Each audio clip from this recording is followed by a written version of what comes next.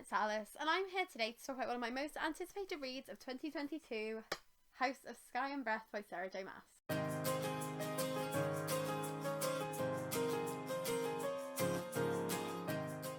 So, as well as doing a full spoilery review of House of Sky and Breath, I'm also doing a reading vlog in this video, so the next section is going to be me reading this book and sharing my thoughts on it as I'm reading it. And then you will get a big summary of it at the end. Spoiler alert for my thoughts on it. It's a 5-star book. It's absolutely wonderful. I loved it and I can't wait for book 3. And now I'll pass you over to Past Me, who will show you my reading journey with this book. And then you'll pop back to me now and I will give you a review. It is Thursday the 17th of February and I finally finished my reread of House of Earth and Blood this morning, which means it's finally time for me to start House of Sky and Breath. We've actually read the prologue and we're about halfway through the first chapter already, and I love the prologue. Just a warning in case I haven't said it already, I am going to get spoilery in this vlog, so if you don't want spoilers, please flee. But the prologue introduces a new character called Sophie, who is in a death camp in Pangaea, which is like the other world, the other continent. So we're exploring a new location and we're meeting brand new characters at the beginning of this book, which is really exciting. Hoping that that's going to be explored a bit more later on as well, because Sophie is something called a Thunderbird, so that's a new mythical creature that's being introduced as well.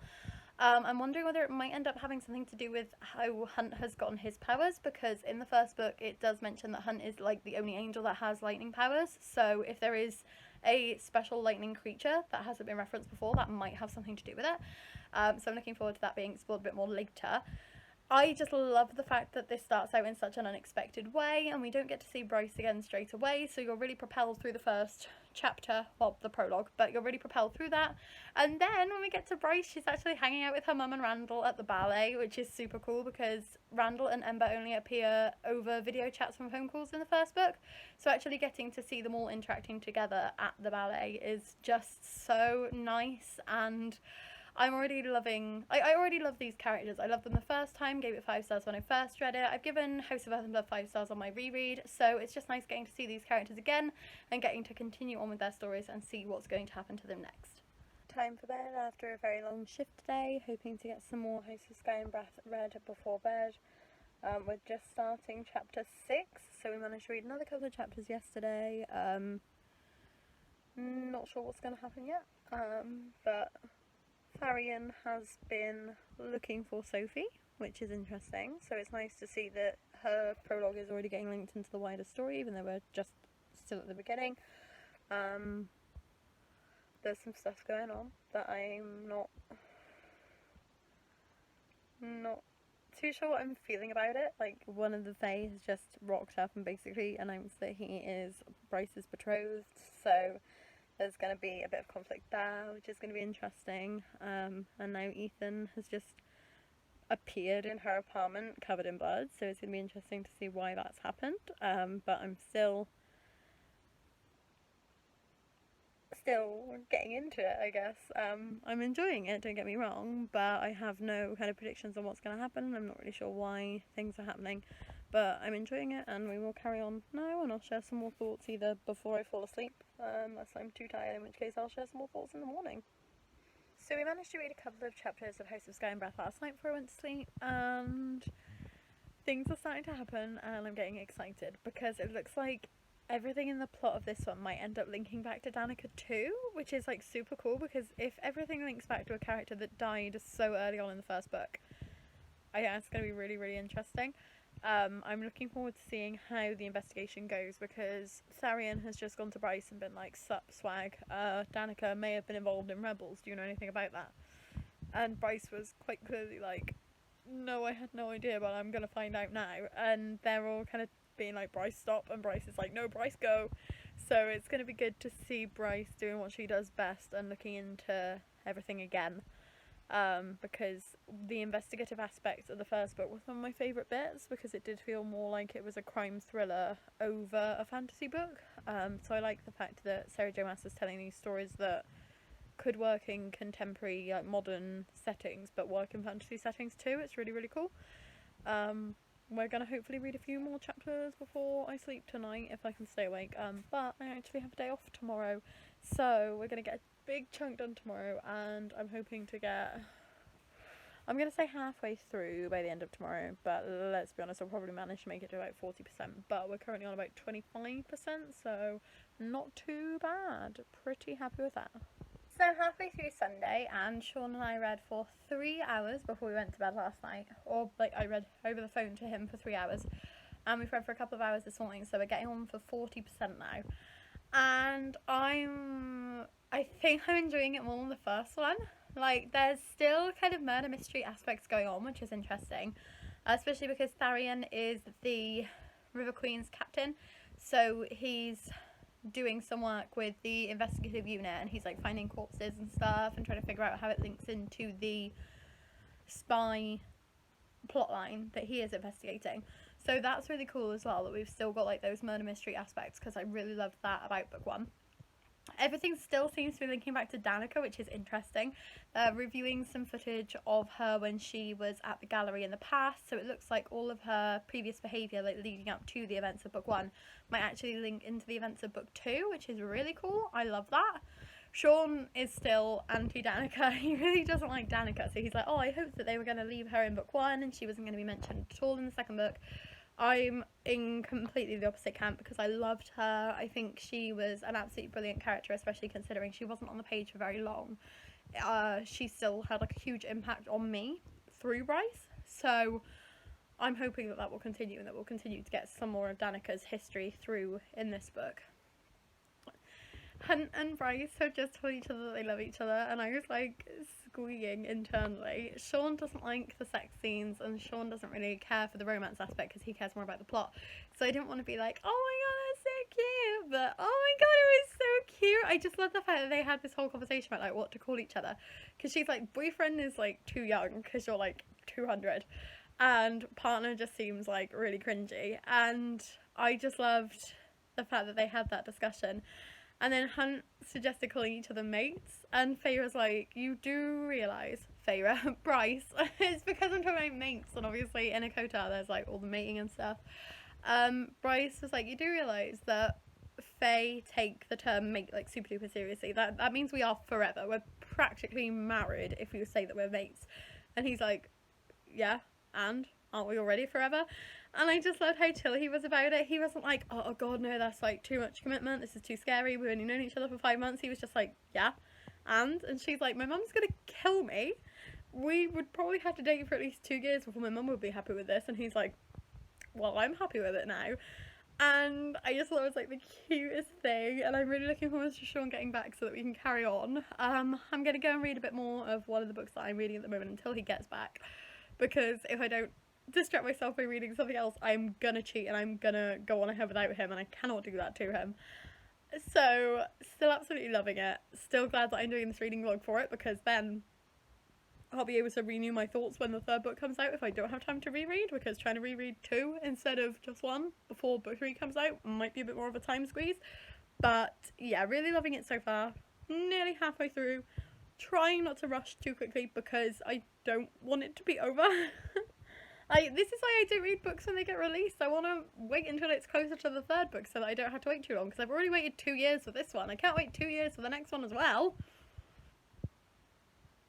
It's now the 24th of February, and it has been impossible to update on our reading for the last couple of days because we've had people off sick at work and I've been absolutely exhausted. So we've been reading basically a chapter and then going straight to sleep, which hasn't exactly made it the easiest to read House of Sky and Breath, but I am still loving it.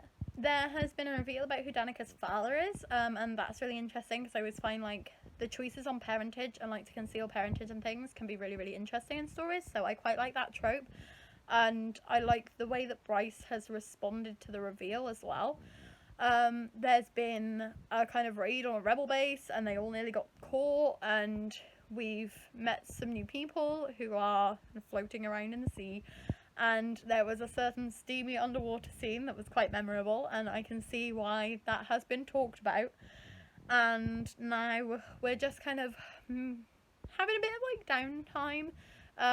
Bryce has managed to locate the missing boy that they were searching for, and she's actually discovered that he has no powers. That Sophie, his sister, was just defending him, like she was pretending he had powers so that the Veneer would care about him, because where he's a human, she thought they wouldn't care otherwise because he would have no use to them. And that's really interesting that she's gone to all of these lengths just to protect someone who's like a normal human. I think Bryce might end up kind of giving him to her parents because they are humans, and she said that she's got a safe place for him to live. And obviously, like, her parents always interfere in her life, so I think that might be good for them to be able to put their interfering energy somewhere else and leave her and Hunt alone for a little bit, because I think they need some alone time. But that would be really nice if we got to see Ember and Randall a little bit more, and to see them interacting with Emil and like getting him settled down and looking after him, because he seems like he really needs some love in his life, and he is just a kid, and it just sucks when kids get sucked into all the wars and things. Ugh. Very sad. But yeah, we're on nearly 70%. Not going to finish it tonight. I'm going to say that now because we've got like 6 hours left. But there's a chance we might finish it tomorrow. And if not, then we can try and finish on Saturday. But Sunday is going to be our definite finishing day. 100%, she says, before falling asleep super duper early and not getting it finished again. So it's now Saturday. I've just had my shower before work, and I was thinking in the shower that I might have a theory on who Agent Daywright is, and I'm probably going to be way off, but I'm getting vibes that it might be the Hind. Weird flex, but okay. But Rune was meant to meet Agent Daywright, and the Harpy like stepped out, and he was like, Day, and the Harpy was like, what the hell are you going on about? But the Hind was like in the bushes in the back, and I'm like, I wonder if that was because that was actually Agent Daywright coming to meet him.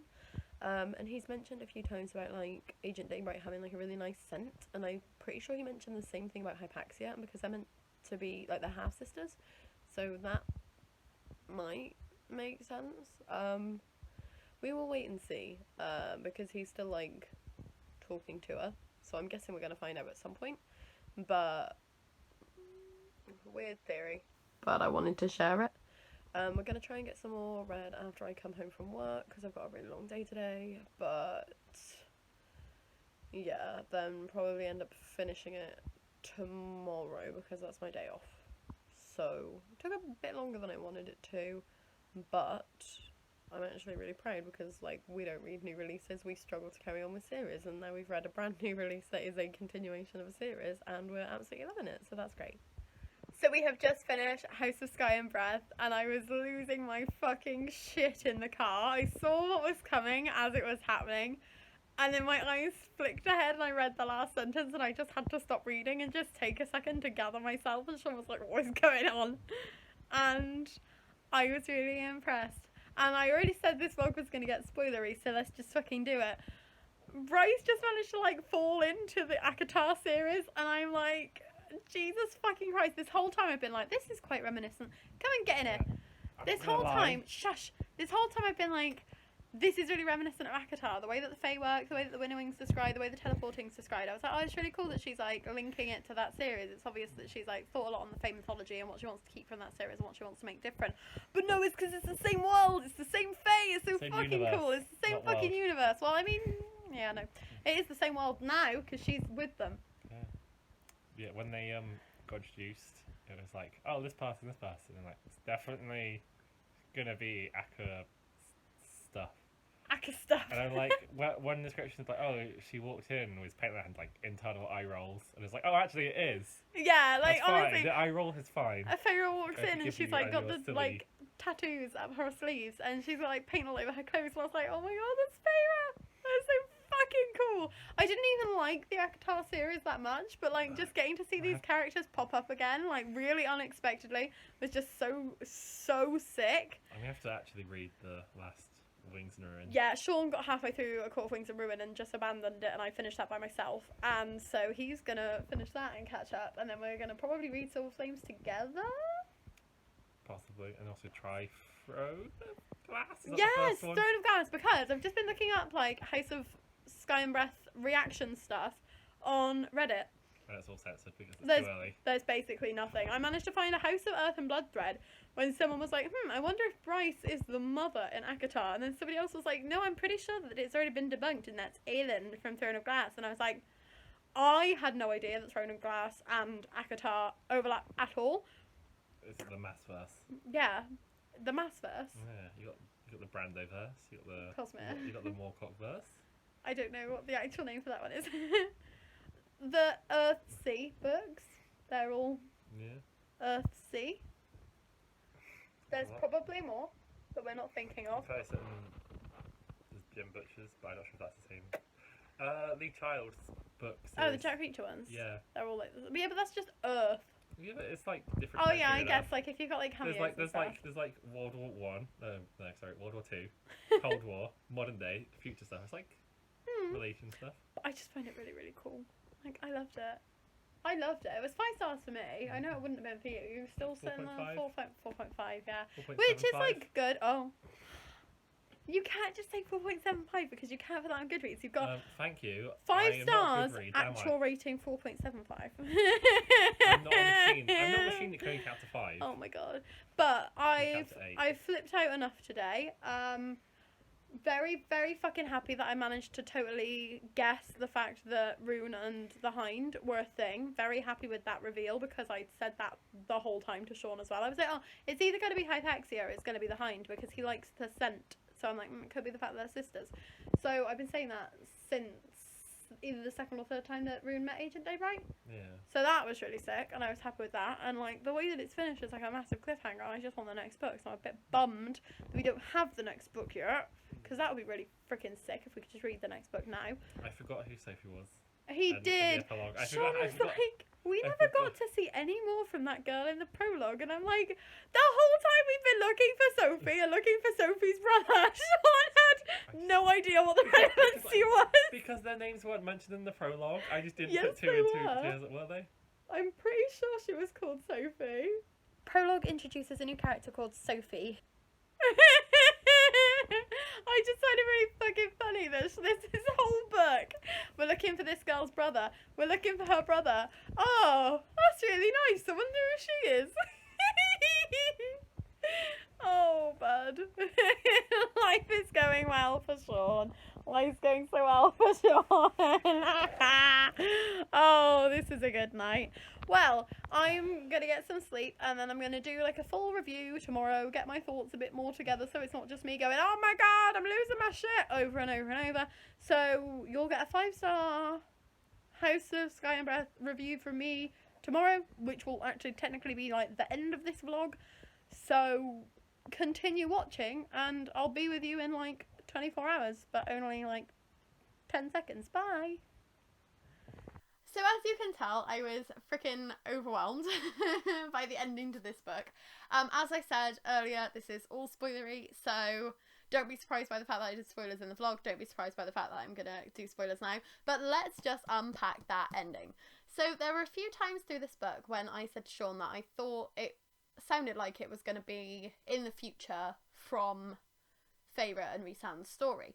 Because there's discussions about winnowing, so Cormac is teaching Bryce how to teleport, and the way that he describes it as like folding and then stepping into a new space sounds a lot like the way that the Fae describe winnowing in the A Court of Thorns and Roses series. So I said to Sean that sounded very similar, and also the fact that it was described as like an island of perpetual night that was just slightly off of the mainland. I was like, that sounds quite a lot like the world that we've learnt to love. Well, not learnt to love, like I think most of us already loved it from the beginning, but the world that we are very familiar with from those books. So I had stopped a couple times and said, I think it might be the same world, which is like super cool. And for it to turn out that it actually was, and not only that, but there's going to be a crossover and more of exploration of that in the third book is really, really cool. As soon as Feyre walked in and it was like, yeah, there's somebody who's walked in like covered in paint, I thought there's no way it could be anybody but Feyre, especially with the tattoos up her arms. But I am interested to discover when in the A Court of Thorns and Roses timeline this is going to sit. I'm not going to give spoilers for that series because obviously people might be reading this without reading that first, and they might be trying to catch up on that now that they know that it's an overlap at the end of this book.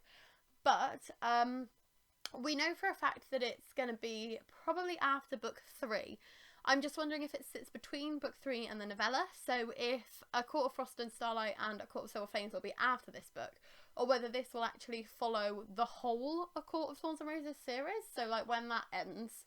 I don't know how many more books Sarah's planning on doing. I think there's another 2 that she's been signed up for, but when that ends, whether this will be like the continuation of that still, which would be really cool because then we get to see a bit further than that story. But I'm pretty sure that one of the characters in that series ends up having a child in like between book 3 and the novella. I might be wrong. The novella might actually like chronologically come after A Court of Silver Flames, but the child isn't mentioned when all of the characters walk into the house. So that's what's making me think like it's got to be quite soon after A Court of Wings and Ruin. But that does mean that I am planning on catching up and reading A Court of Silver Flames soon, because I haven't actually read that one yet. I only finished A Court of Wings and Ruin at the start of February. So I'm a little behind on the ACOTAR series. But this ending definitely makes me want to catch up on that. I think it's so cleverly done because it's not a huge surprise where it's so subtly foreshadowed throughout. And I think Sarah J Maas did a great job of laying those breadcrumbs without making it too glaringly obvious as to where the story was going. So it was one of those moments that I'm never going to forget reading, because my whole jaw just dropped and I was squealing in the car because I could not believe that it was so subtly woven and then it just hit you right in the face. I loved that. I know a few people are thinking that it's a little bit controversial because they're not huge fans of the ACOTAR series, but I think because we're going to be following Bryce as the main character with those characters, the interactions between them can be very fascinating. The other thing about the ending is the fact that our characters have been split up into different sections. So Tharian has just sold his soul to the River Queen, and he is now indentured. No, not the River Queen, the Viper Queen, and he's now indentured to her servitude. Rhys and... not Rhys. Oh god, I'm going to keep doing that, aren't I? Rune and Hunt have just been arrested, and they have been captured, and so has the Hellhound. And the Hind is still living her double agent life, pretending like she had nothing to do with any of it, which is going to make for some very interesting dynamics in book 3. Whether she will kind of stay loyal to Rune, or whether she will stay loyal to being a double agent and trying to solve the greater kind of war that's going on. There's a lot in here that's kind of politically scheming. There's a lot about kind of the Asteri and the fact that the rebels might actually be right all along, and maybe it's not so great to have evil overlords that you don't necessarily know are evil because they're playing you. So it's really interesting to see the way that their viewpoint changes throughout, because in the first book Bryce is very anti-rebel because there is a guy called Philip who attempts to bomb the nightclub that she loves going to. Her friend Annika captures him and arrests him, and he's kind of dealt with. But Bryce is very anti-rebel, and it isn't until she kind of talks to Philip in this book and he says, Danica actually didn't arrest me that quickly. She gave me a lot of chances to change, and she was very sympathetic to my cause. Like, she could see where I was coming from. And I think it's interesting because when you're just seeing what the media are feeding you, like, okay, there's these human rebels that are just killing Vanir willy-nilly, and you don't really see the reason for it, but then when you see the reason for it, it's like, okay, well, you can sympathise with their side as well. So I think Sarah J Maas has done a very good job of showing that there is good and evil on both sides. So it's not a case that just because they're rebels they're inherently evil, and it's not a case that just because they're Vanir that they're inherently good. All of the sides have those darker motives and those kind of purer motives. So that I also find very fascinating. It's a very good discussion of the fact that, like, it's never black and white in those kinds of situations. The fact that it started off with that prologue introducing Sophie, and then, well, apparently not introducing Sophie, if you're Sean. Prologue introduces a new character called Sophie, which made me laugh so much because, like, Jesus Christ. The first sentence in this book, the very first freaking sentence, Sophie had survived in the Kavala death camp for 2 weeks. And Sean's like, oh, I don't know, they never mentioned a name at the beginning for that rebel girl. Yeah, they did. Yeah, it was literally the first word in the whole book. And Sean's like, I don't remember there being a Sophie. So well done, Mr. Sean, for that one. But I loved the fact that it started off so unusually, because it would have been so easy to just jump straight in with Bryce and Hunt because we all love them and we all wanted to carry on with their story. And I think starting off in a completely different direction, introducing these bigger parts of the story straight away, and then not even having Bryce and Hunt be the ones who are looking for Sophie straight away, having it be Tharion. So Tharion goes from being more of a minor character into being more of a main character in this book. And dragging him into the spotlight like that was such a clever way of doing it, because without Sophie, Tharion wouldn't have had as much of a time to shine in this book. And I honestly, I'm Team Tharion. I mean, ship Bryce and Hunt to the end of the day, but I think Tharion is quickly becoming my favourite character, because just the way that he is, like, his motivations, he just wants to live above ground, and he just wants to live on land and then go into the sea once a day so that he doesn't lose his mer powers. He doesn't want to live underwater. He misses daylight. He misses things that are really simple, like chrome buildings and computers. He just doesn't want to live with the River Queen in her kingdom. And the fact that she is so controlling, she doesn't want that for him at all. She doesn't want him to live his own way. She just wants him to marry her daughter and just shut up and be happy as her captain of intelligence, really. And I think the fact that he goes from having that little bit of discontent to actually for like rebelling in his own way and selling his soul to the Viper Queen, that is going to make for some very interesting discussions in the third book as well, especially because we have a little kind of backstory for June's brother, who did the same thing, sold himself into the fighting pits and ended up dying. And it will be interesting to see whether that's kind of foreshadowing to what might happen with Tharion's story. I hope not. I would be distraught if Tharion did die. But it's very interesting to show, like, when you want freedom, like, freedom by any other name, it's a case of, like, he's free from the River Queen, but he's still trapped. And the fact that that might be kind of his downfall, like, he might get what he wants, but it still might not be exactly what he wants. Like, he still hasn't got that freedom, even if he's free from the River Queen. Very interesting discussions as well, and I really love those. Loved the fact that Danica had so many more stories being revealed in this, like the fact that she had a mate and the fact that she was doing all this research into past, like, the history of Vanir and the bloodlines and the formation of the Asteri and things like that. I found that all fascinating, because it's true. If you are best friends with somebody, you do think that you know all of their secrets, but they're always going to have their own life, they're always going to have their own stuff going on. And I think it's very authentic, the fact that Danica is still revealing so many of her secrets this far after her death. Like, it's been like 3 years since she died now, and there's still more secrets being revealed, which I think is great. And I also love the way that Bryce reacts to this. So Bryce feels very betrayed by the fact that Danica hasn't shared everything with her, the fact that Danica's had so much going on that she hasn't ever told her best friend. And I think it's, again, really authentic. Because it would be so easy to just be like, oh, I forgive her, she's dead, there's no way we can ever have these, like, arguments, there's no way that she can ever make it up to me, she can never explain her reasons behind not telling me about her mate, about everything that's going on. So it would be so easy for Bryce to just automatically forgive her and just move on with it, but the fact that she's like, no, actually, I'm a little bit pissed off that there's all these secrets about Danica coming out, I'm a little bit pissed off that there's so much about my best friend that I didn't know when I shared everything about myself with her. I think that's really good. Definitely makes Bryce a very believable character. If I'm honest, I think Bryce is one of my favourite characters I have ever read. I absolutely love her. I just gobble up every single page of this book, and I think a huge part of that is because of how great she is as a main character. Not all of the chapters follow her, because we do the thing when it's like you just go around from character to character and see different bits of the world. Lots of different perspectives get laced in, but you always kind of come back to Bryce at the end of the day. And I think seeing how she responded to being engaged to someone she'd literally never met, like, oh, it's like, oh, he's the prince of the Valbaran Fae, so, like, you're engaged now. She's like, great, okay, but I'm with someone? Like, no, you're not. And the way that her and Hunt tricked her dad into accepting them, so they turn up to an engagement party, and they're like, oh, this is, like, she's like, this is my mate, this is Hunt, he's Prince Hunt now. And everyone's jaw just kind of drops, and the Autumn King can't do a thing about it because he doesn't want to make a public scene, so he's like, yes, this is true, this is fucking true, and I hate it. And I think that was so clever, because it is something that feels very like Bryce. Like, she always gets her own way, even if you don't see how she's going to do it, she always seems to be able to manipulate things to the way that she wants them to be.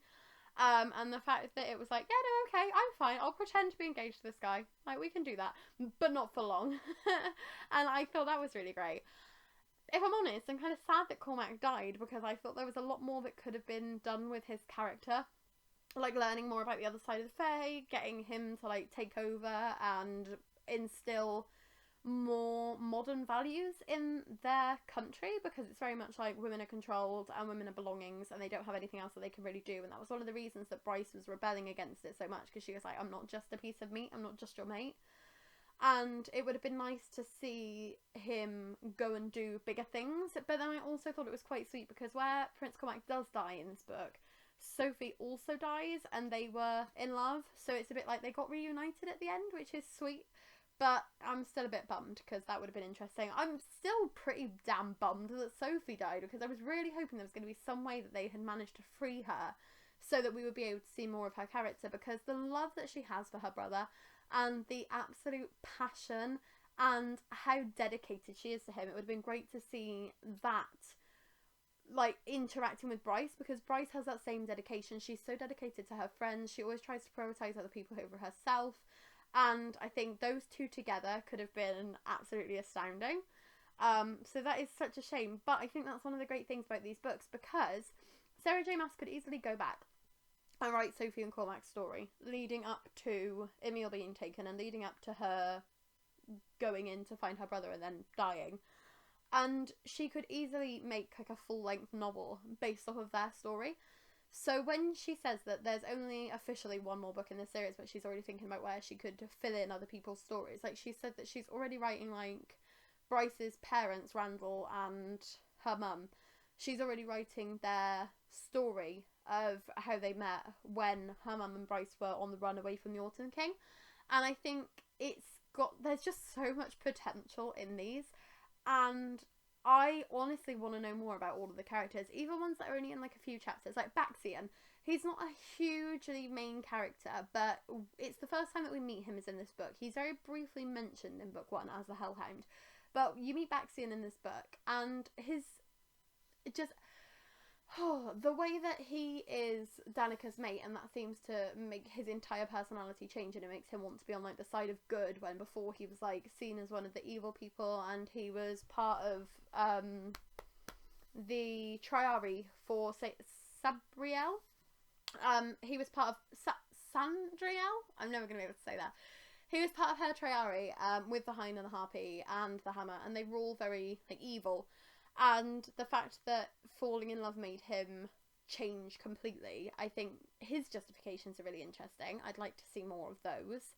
As I said earlier, I want to see more of Tharion, because Tharion is just fascinating to me.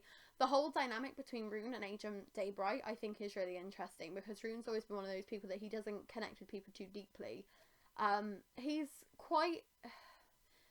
I don't know, it's like it felt like he was falling in love with Hypaxia in book 1, but then I don't know if that was just because they were betrothed and he wanted to be married to somebody that he loved. But the fact that they have basically no interactions in this book, but you still feel like they're interacting because of the way that they talk about each other, I think is really interesting. And the way that Sarah J Maas wrote it, that you could tell it was the Hind because of the similar way that he was talking about her as to how he was talking about Hypaxia. Like, you could easily think that it was either of them. And it would have been so easy for her to be like, oh, okay, actually, Agent Daybright is Hypaxia, and this is Rune and Hypaxia's story.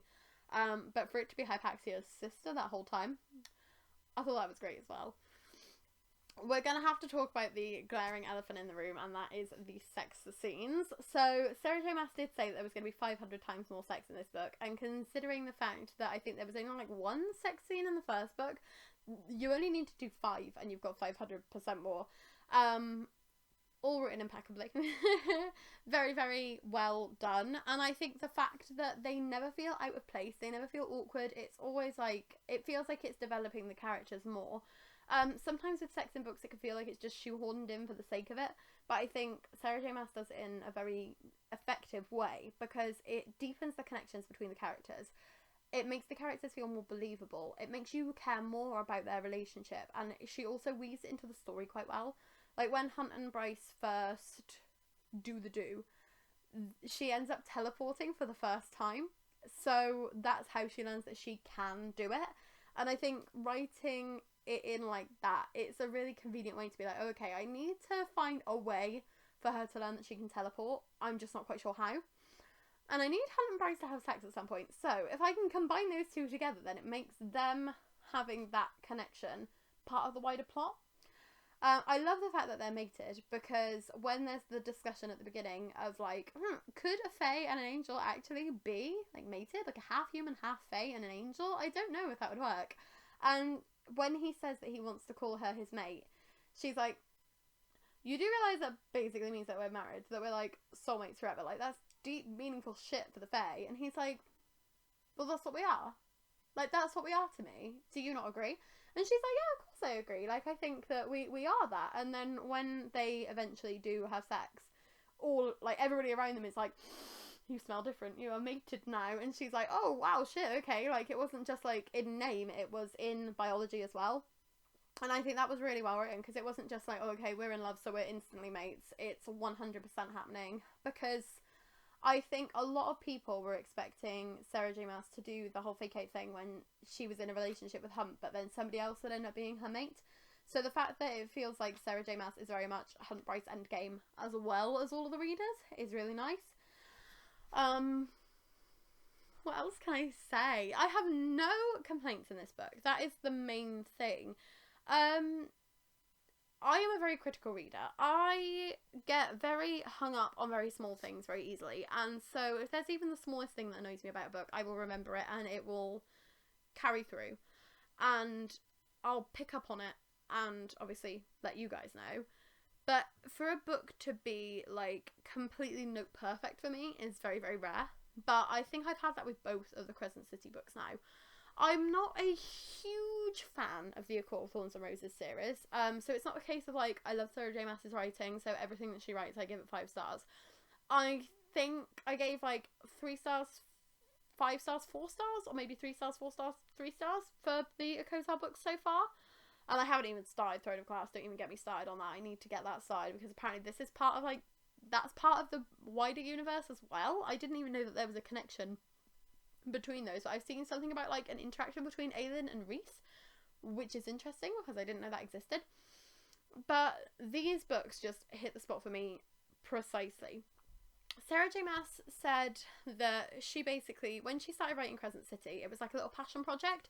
It was never meant to be published. It was never meant to be something that she actually followed through with. It was just a case of, she was like, I want to write like urban fantasy. I want to write something a bit more adult, and I want to write something that I love, just for me. So Sarah J. Maas said, yeah, I want to be able to put angels and werewolves and vampires and all of the things that I love into one book that will be like a smorgasbord of everything that I've ever loved. And it works so perfectly. Like, you can tell how passionate she is about all these things, and you can tell that there's not one of them that is just kind of put in to be popular or to sell books or to tick something off of like publishers want to read list. It all flows so well, and she's thought about the way that the different species would interact, and she's thought about the dynamics between them and the way that there would be like these struggles for power, because you've got like werewolves, vampires, everything in the same world, and normally whatever world they're in, they're the ones in control over the humans. So I think it's great seeing those like power struggles and the dynamics between them.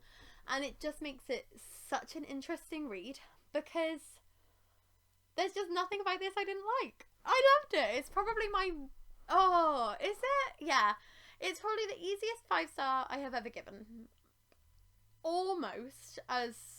Probably just easier than Project Hail Mary by Andy Weir, which was like an instant 5-star read. Like, even from the first page of that, I was like, I'm gonna love this.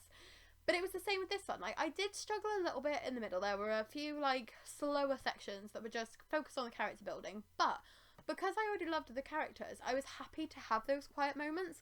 I was happy to take some time to just see Rune and Declan and Flynn just chilling at the bar. I was happy to take some time to see... Oh God, how have I forgotten his brother's name? Connor's brother's name? Ethan! How did I forget his name? I was happy to just take some time with like Ethan and Shrinks. Like, at Bryce's house, and Ethan's decided he's gonna do some, like, air guitar, and he's jumped on her coffee table and broken it. Like, it's the things like that that build these characters so beautifully. They aren't just there for the action. They aren't just there to interact with these other characters. They all have their own lives and their own stories, their own personalities, their own private time. And they just feel so real. They just walk off of the page. They inhabit your mind and they don't let you go. And it's brilliant. And I'm so nervous about the third book because I don't want anybody to die, but I feel like it's inevitable based off of the fact that the whole hook for book one is the fact that Danica dies, and it's heartbreaking and gut-wrenching, and you've only known her for 100 pages at that point. Imagine the fact that we'll have known some of these characters for like nearly 2,000 pages by the time book 3 finishes. This is 800 pages. I think the first one is 800 pages. So by the time we get halfway through book 3, we're going to be over the 2,000 page mark. We'll have that much attachment to them, and then she might just rip out our souls and hearts and trample all over them and kill them all. And I don't want it, but I kind of simultaneously do want it because I just want it to be here. I want to know what colour it's going to be. Is it going to be green? Is it going to go with like the red, blue, green of the first, like the Akotar series? Is it going to go with the red, blue, green, like traditional trilogy colours? Is it going to be like orange or black? Because I think it's going to be House of Flame and Shadows. So is it going to be like orangey black, or is it going to be that it's the House of Many Waters and it's going to be like turquoisey green? Like, who knows? I'm interested. I'm excited. There is an equal argument placed for like both being the next book in the series, because the House of Flame and Shadow is the Viper Queen, so obviously with Tharion just selling his soul to the Viper Queen, and you've got the fact that that includes like the demons of hell and stuff, and the Under King, so like the king of the underworld is in the House of Flame and Shadow, so you can easily make an argument for that. But also with Tharion just coming away from the River Queen, and the fact that it's mentioned that the River Queen has like other sisters, so there's an Ocean Queen, and there's like dynamics between them that were being explored. There's a whole underwater city boat that we encounter in this book, so there's a lot of potential that we could explore that in the next book. And honestly, I was hoping this was going to be 4 because I wanted one from each house, but then I kind of don't want it to ever end. Like, I would happily just read these books for the rest of my life. I would be happy if these were like if Sarah J. Maas just started churning out like pulpy 300-page volumes following each of the characters, just doing random shit in the future, I would be here for it. If she decided to start churning out like 100-page novellas following like the history of all of the characters, I'd be here for it. Like a Viper Queen novella, a River Queen novella, like just give me all of the Crescent City shit because I need more of it. I am addicted to this, and I have now ranted for nearly half an hour, so I'm gonna have to stop ranting because I could just talk about this all day because there's just so much I love, and it takes so much for me to feel like this about a book. Even the like LGBT rep. So you've got Fury and June are in a relationship in this book. Hypaxia and Celestina are in a relationship in this book. So there's like a couple of lesbian couples, and that's really nice to see because it's good to have like diverse couplings in stories like this. There's mention of the mystics, the fact that one is male, one is female, and one is like neither or both. So that's exploring more of like outside of the gender binary, so it would be good to see that more in the future. I just love all of it. I love all of it, and I love it intensely and deeply, and I want book 3 now. But I also want Sarah J. Maas to enjoy some time with her newborn daughter and just take some time off because she writes such chunky books all of the time. Like, A Court of Silver Flames came out last year, and that was like 800 pages, and this is like 800 pages. So I think Sarah J. Maas needs to take some time off, and I'm supportive of that. But I don't want her to because I know she said that she's writing Crescent City 3 next. So there's not going to be another Akotar book in between. There's not going to be like an Akotar book next year and we've got 2 years to wait. If we have 2 years to wait, it's just because it's going to take her 2 years to write it. It's not because it's being delayed because of something else. And I just want it. I just want it so much. I love this series. I will always love this series. I've reread the first book before I read this one and I gave it 5 stars. Again, I already kind of want to reread this one so that I can really immerse myself in the world, because I was kind of churning through it because I wanted to see what was going to happen next. And I'm so glad I did. I'm glad that I read this early enough that I didn't get spoiled, because if that twist at the end had been spoiled, I would have A, thought everybody was taking the piss, and B, felt really cheated when I actually got to it. So the fact that I got to experience the twist at the end for myself, I loved that, and I'm so glad. And I hope that you've enjoyed this video, because I know a lot of people are doing like non-spoilery recaps and being really vague about everything, but I thought, you know what, there's gotta be people out there who just really want spoilers for this fucking book because it's chunky, and if you don't want to read it, then you might still want to know what's going on. So here's Alyce coming in with the spoilers for you and saying that, like, I cannot bloody wait for book 3 and I need to stop rambling about this book now. So if you like this video, please give it a like, and if you'd like to subscribe, we would be super duper grateful. We post new videos every Tuesday, Thursday and Saturday, so we will see you in a couple of days with another video. It will probably be slightly less long than this, and it will definitely be a lot less centered on just one book. So thank you for watching. Bye. I love it.